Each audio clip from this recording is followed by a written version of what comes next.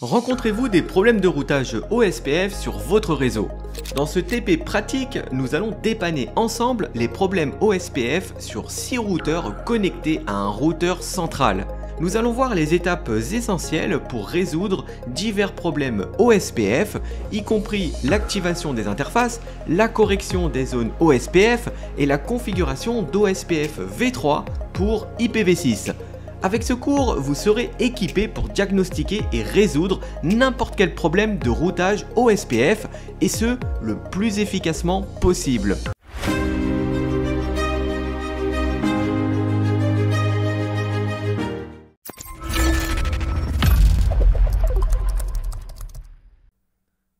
Comme pour le TP de dépannage sur l'EIGRP, ici nous avons 6 routeurs qui sont connectés à un routeur central.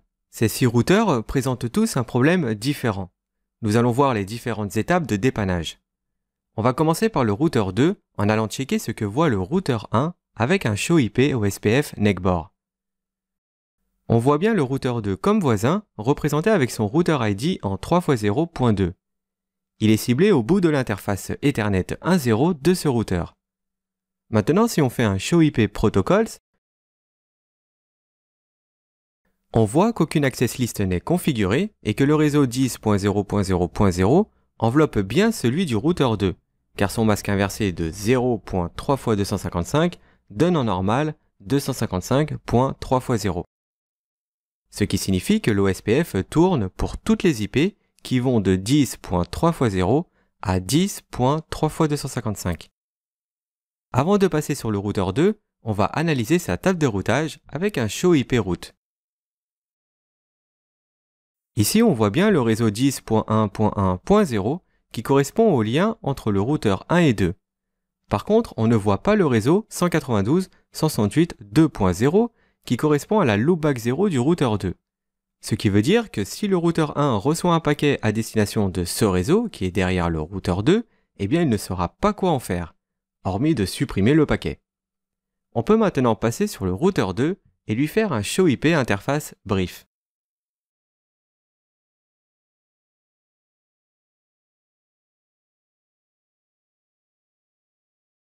L'interface Ethernet 030 qui pointe vers le routeur 1 est bien up. Par contre, celle de la loopback 0 est administrativement down. Quant aux autres interfaces, elles ne sont pas utilisées. Si on va du côté du fichier de conf en cours avec un show running config, on voit que dans la configuration de la loopback 0, il y a une ligne shutdown. L'interface a donc été administrativement coupée par un admin réseau. On va remonter l'interface en se connectant dessus avec la commande interface loopback 0 et on va activer le port avec un no shutdown. Maintenant, si on retourne sur le routeur 1 et qu'on lui fait un show IP route, cette fois-ci, le réseau 192.168.2.0 figure bien dans sa table de routage. Passons au problème du routeur 3.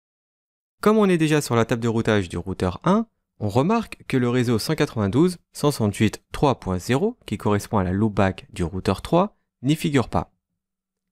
En lançant un show IP OSPF NECBOR, on remarque que le routeur 3 ne fait pas partie de la liste des voisins, car on ne retrouve pas son routeur ID en 3x0.3.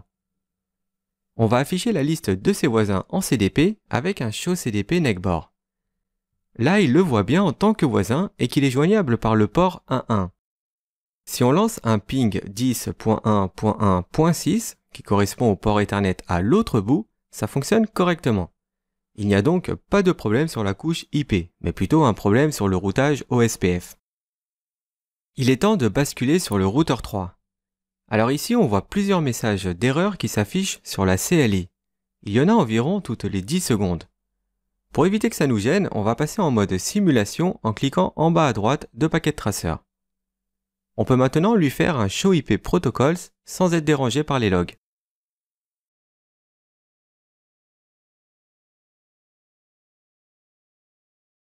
Ici, on voit que la zone OSPF pour le réseau qui est connecté au routeur, le 10.3x0, est définie sur 1, alors que l'ensemble des interfaces du routeur 1 tournent dans la zone 0. On va confirmer ce détail en allant voir le fichier de conf avec un show running config.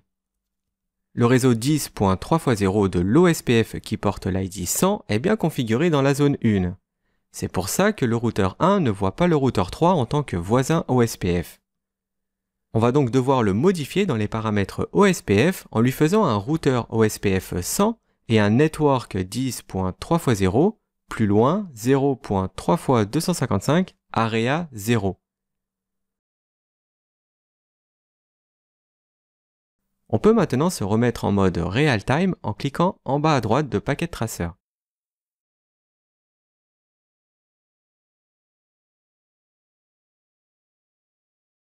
On voit dans les logs que la zone pour le réseau 10.3x0 a été changée de 1 en 0 et que la relation de voisinage avec le routeur 1 a bien été initiée. Si on retourne sur ce dernier et qu'on lui lance un show IP route 192.168.3.0 pour analyser de nouveau le réseau de la loopback 0 du routeur 3, cette fois-ci on y voit bien une entrée par le routage OSPF qui porte l'ID 100. Et si on fait un show IP route OSPF, on y voit aussi la ligne 192.168.3.0. On peut maintenant passer sur le problème du routeur 4. Ici aussi, on remarque qu'une fois de plus, le réseau de la loopback 0 du routeur 4 n'est pas présent. Le réseau 192.168.4.0 ne figure pas dans la table de routage du routeur 1. En faisant un show IP OSPF neckbor, il ne voit pas non plus le routeur qui porte l'ID 3x0.4. Pour continuer, on lance un show CDP neckbor. On note qu'il voit bien le routeur 4. On va faire maintenant un ping de l'adresse 10.1.1.10 qui correspond à l'interface du routeur 4 à l'autre bout. Ici, ça marche très bien. On dirait donc encore un problème OSPF directement sur le routeur 4. Allons faire un show IP protocols sur ce dernier. Dans le résultat de cette commande, on voit la ligne 192.168.4.0 qui porte un masque inversé en 3x0.255, ce qui a pour effet de router en OSPF la plage IP qui va de 192.168.4.0 à 4.255. L'adresse de la loopback 0, qui est la 192.168.4.1, fait bien partie de cette plage IP et donc participe au routage OSPF. Ensuite, on voit la ligne 10.1.1.0 avec un masque inversé en 3x0.3. Ce qui signifie que le routage s'effectuera en OSPF sur la plage IP de 10.1.1.0 à .3.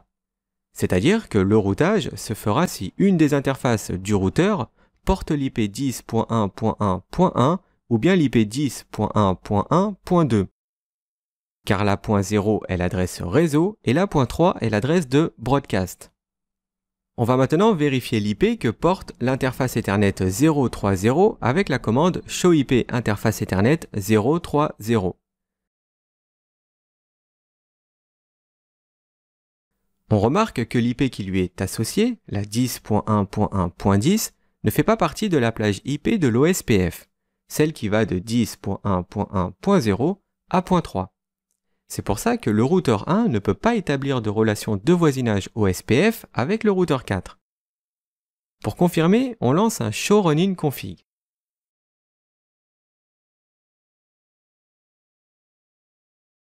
Ici, on peut voir exactement la ligne qui pose problème, la ligne network 10.1.1.0 avec le masque inversé en 3x0.3.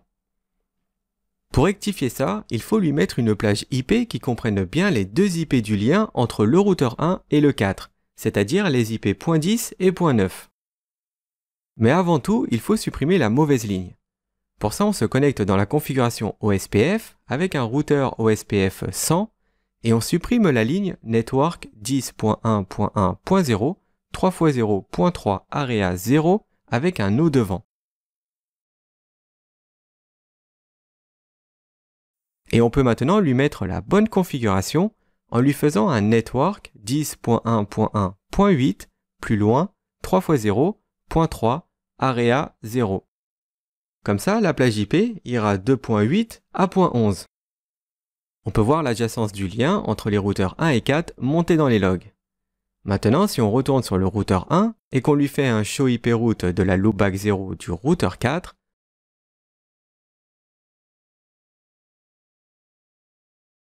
On peut voir que le réseau est bien connu de l'OSPF qui porte l'ID 100.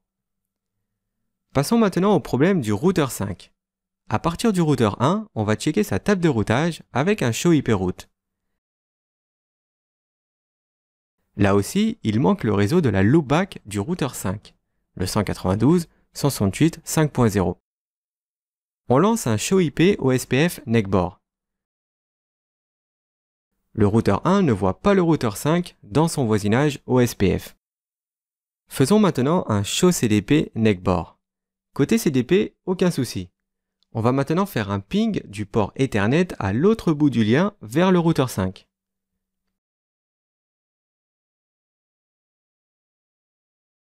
On voit que ça marche bien. Alors comme a priori il n'y a pas de souci sur le routeur 1, on va commencer au routeur 5 en commençant par vérifier sa table de routage avec un show IP protocols.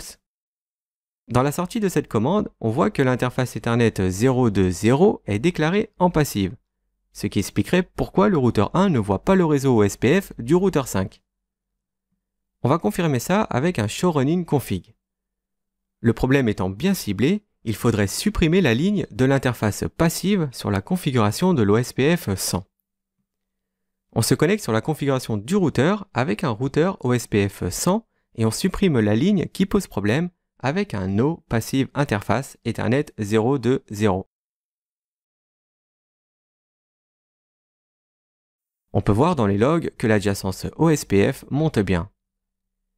Il ne nous reste plus qu'à vérifier que la loopback du routeur 5 figure bien dans la table de routage du routeur 1 avec un show IP route 192.168.5.0. Tout est parfait. Passons maintenant au routeur 6. Avec un show IP route, on remarque également que sa loopback ne figure pas dans la table de routage du routeur 1. Allons vérifier ses voisins OSPF avec un show IP OSPF NECBOR. Alors là, pour le routeur 6, comme il le voit déjà comme son voisin OSPF, on va donc directement passer sur celui-ci et lui faire un show IP protocols. On y voit que le routeur 6 ne route que le réseau en 10.3x0. Il ne route pas son interface de loopback. C'est pour ça que le routeur 1 ne voit pas la loopback, mais voit bien le routeur 6 comme son voisin OSPF. On va aller voir côté configuration ce qu'il faudrait faire avec un show running config. Il faudrait qu'on lui ajoute simplement le réseau de sa loopback dans la configuration de l'OSPF qui porte l'ID 100. Pour commencer, on fait un routeur OSPF 100 et on ajoute le réseau qui manque avec un network 192.168.6.0 3x0.255 area 0.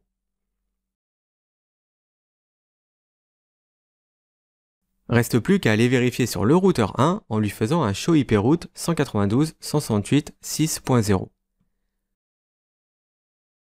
Le réseau a bien été ajouté dans la table de routage car une entrée existe. Le dernier problème se porte sur le routeur 7 qui est différent des autres car il y a de l'IPv6 et donc il fait tourner OSPF en version 3. On va commencer par lui faire afficher les voisins OSPF en IPv6 du routeur 1 avec la commande show IPv6 OSPF NECBOR. On voit qu'il n'a aucun voisin en OSPF v3. On continue avec un show CDP NECBOR. Le routeur 7 est bien vu par le protocole CDP. Et si on tente un ping de l'interface IPv6 qui est au bout, c'est-à-dire un ping 2001.2.db8 2.0 2.2 2.2.7, eh bien le ping fonctionne bien. On peut maintenant aller voir directement le routeur 7 avec un show IPv6 protocols.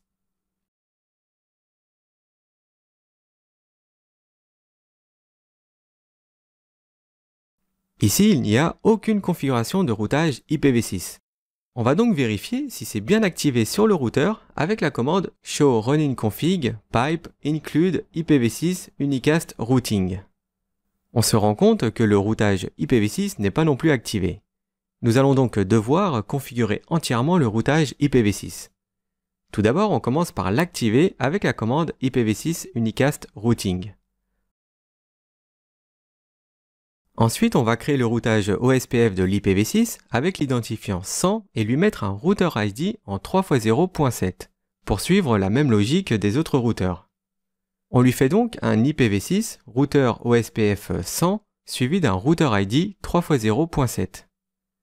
Alors petite particularité de l'IPv6, c'est qu'au lieu d'ajouter les réseaux dans la configuration du routage OSPF, ici il faut taguer les interfaces qui participeront à cet échange. On se connecte donc sur le port 020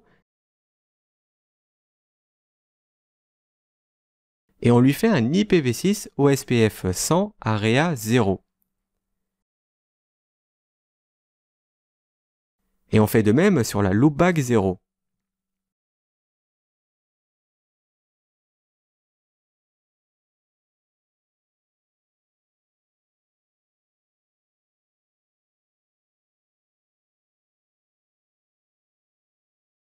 Il ne nous reste plus qu'à aller vérifier sur le routeur 1 avec la commande show IPv6 OSPF neckbor.